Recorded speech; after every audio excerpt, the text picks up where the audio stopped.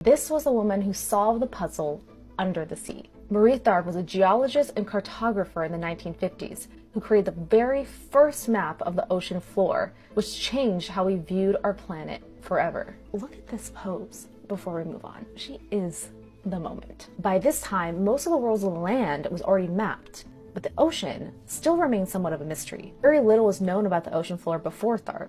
It was thought that the ocean floor was this vast, flat plain of mud. In the 1950s, we began to use sonar to study geology. Sound waves were bounced off the ocean floor and were used to calculate depth. However, these were still the days when captains were suspicious of having a woman at sea, believing they were bad luck. So Marie Tharp had to rely on her colleague, Bruce Heezen, to report back what he found. Marie uses Bruce's reports and her math background to draw out by pen and ruler the height of the Atlantic Ocean floor. Her drawings reveal that the ocean wasn't flat. In fact, it was filled with canyons, ridges, and mountains, just like on land. She also interpolated in her draft where data were insufficient. And after analyzing all that data, Marie realized that her height maps show the same dip each time that was later found to be 10,000 miles long. She thought there must be a rift in the ocean floor. Her colleague Bruce dismissed her work at first as girl talk. A rift meant continental drift, which was a highly unpopular and controversial theory at the time, which stated that continents move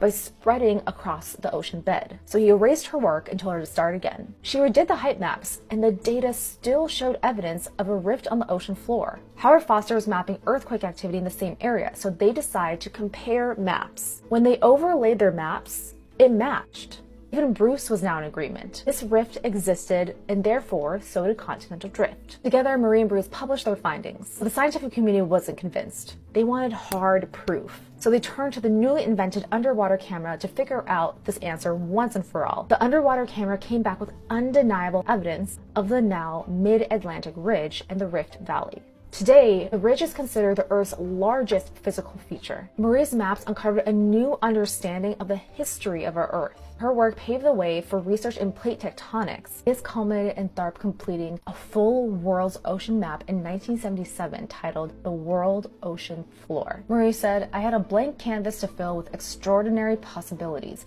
a fascinating jigsaw puzzle to piece together. It was a once-in-a-lifetime, a once-in-the-history-of-the-world opportunity for anyone, but especially for a woman in the 1940s.